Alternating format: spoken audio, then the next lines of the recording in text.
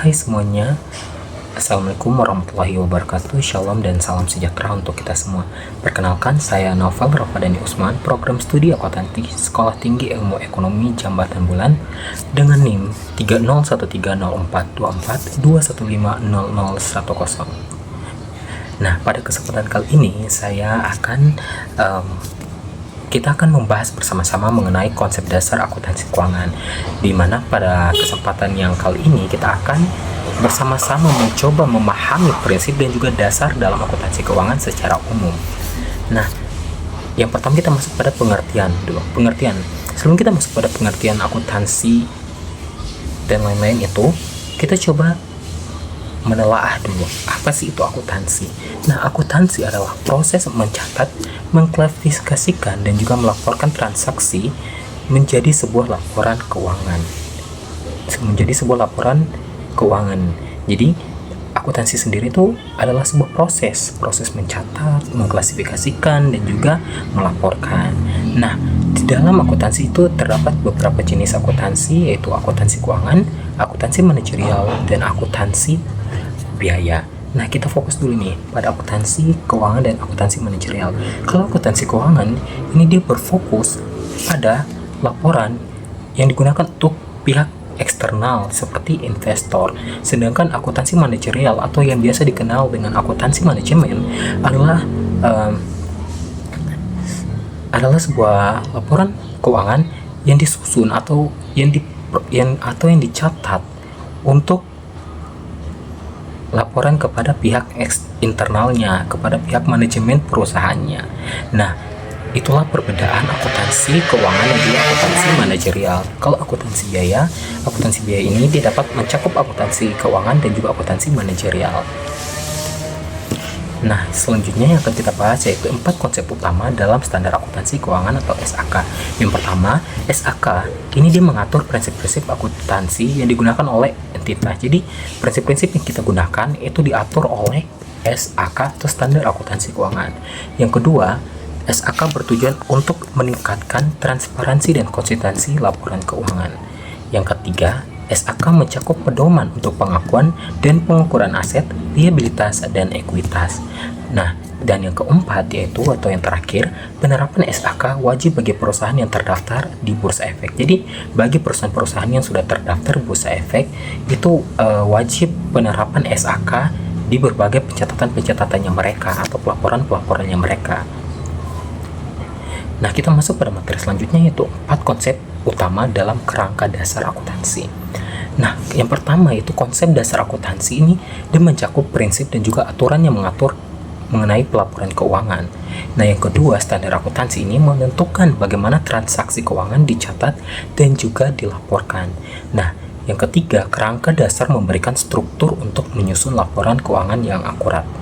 Yang keempat, tujuan utama kerangka dasar ini adalah transparansi dan konsistensi dalam laporan keuangan. Jadi, konsep dasar akuntansi ini dia itu bertujuan utama untuk laporan keuangan ini dapat tercatat atau dapat terstruktur dengan transparansi dan konsistensi dalam laporannya. Nah, kita masuk pada materi selanjutnya yaitu 4 tujuan utama laporan keuangan. Yaitu yang pertama, menyediakan informasi yang relevan untuk pengambilan keputusan ekonomi. Sudah jelas ya teman-teman, untuk laporan keuangan itu sudah harus relevan. Karena laporan keuangan itu digunakan juga untuk mengambil suatu keputusan, misalnya keputusan apa ya, kayak misalnya nih kita mau produksi, misalnya kita punya perusahaan produksi, terus dari laporan keuangan ini kita bisa lihat apakah produk A ini kita cocok jual dengan harga segitu di next periode atau tidak. Jadi itu bakal menjadi suatu acuan kita untuk mengambil suatu keputusan. Yang kedua itu laporan keuangan ini dia juga menggambarkan kinerja keuangan perusahaan dalam periode tertentu. Ini sudah jelas ya teman-teman. Nah, yang ketiga itu dia memastikan transparansi dan akuntabilitas kepada pemangku kepentingan. Nah, ini juga sudah jelas. Yang keempat itu dia menyediakan dasar untuk analisis dan perbandingan keuangan di masa depan. Nah, ini sudah jelas ya teman-teman. Dia itu jadi kita ada pencatatan per periode. Nah, itu sebagai bahan perbandingan antara periode periode ini dan periode berikutnya. Nah, kita masuk pada materi selanjutnya, itu 4 asumsi dasar dalam akuntansi keuangan. Yang pertama, asumsi entitas akuntansi. Bisnis dianggap sebagai entitas terpisah dari pemilik.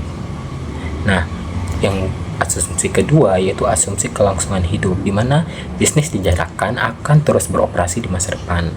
Asumsi yang ketiga yaitu asumsi periode akuntansi, di mana kinerja bisnis dibagi menjadi periode waktu tertentu.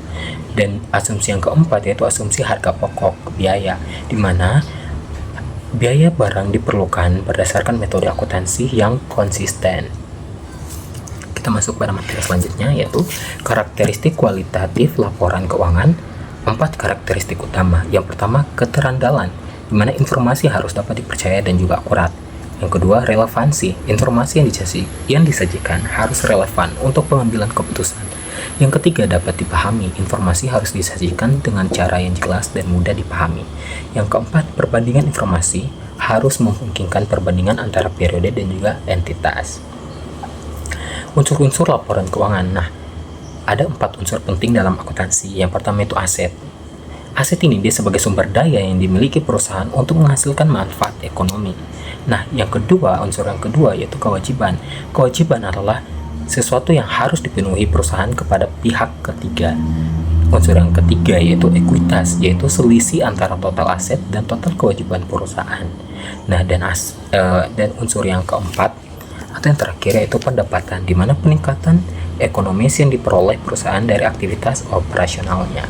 Nah, 4 komponen utama laporan keuangan itu komponen aset tadi itu sumber daya yang dimiliki perusahaan, komponen kewajiban itu utang dan kewajiban yang harus dibayar, terus komponen yang selanjutnya itu komponen ekuitas itu nilai pemilik setelah dikurangi kewajibannya, terus komponen yang keempat komponen pendapatan itu total pemasukan dari kegiatan usaha. Kesimpulannya, akuntansi keuangan penting untuk menyajikan informasi keuangan yang relevan kepada pengguna. Teman-teman bisa baca saja, ini ada 4 kesimpulan poin yang sudah saya buat. Nah, kita ternyata sudah selesai. Bentar teman-teman. Oke. Nah, mungkin itu saja yang bisa saya sampaikan pada pertemuan kali ini. Semoga teman-teman semoga kita semua dapat belajar dan memahaminya secara bersama. Bila ada kata saya yang kurang jelas atau mungkin tidak enak didengar, saya minta maaf. See you next time. Semoga kita dapat bertemu di kesempatan yang selanjutnya. Dadah.